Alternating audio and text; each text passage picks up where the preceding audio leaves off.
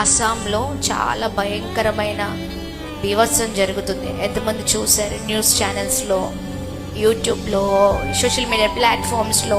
అస్సాం ప్రాంతంలో ఇంటి చుట్టూ, ఇంటి పై వరకు కూడా మొత్తం నీళ్ళే, చాలా ఫ్లోటింగ్. ఎంత భయంకరమైన వరద అంటే అసలు ఆ నీళ్ళు అలా భయంకరంగా వెళ్ళిపోతూ ఉన్నాయి.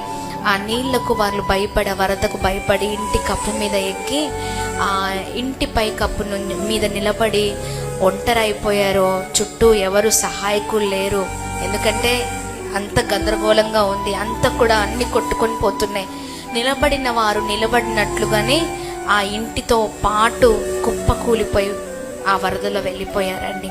అలా ఎన్నో ఇల్లులు, అర్థమవుతుందా? ధనికులేమి, లేనివారేమి, చాలా మంచి హోదా ఉన్నవారేమి, అందరూ అండి ఈ రోజున అస్సాం ప్రాంతం అంతా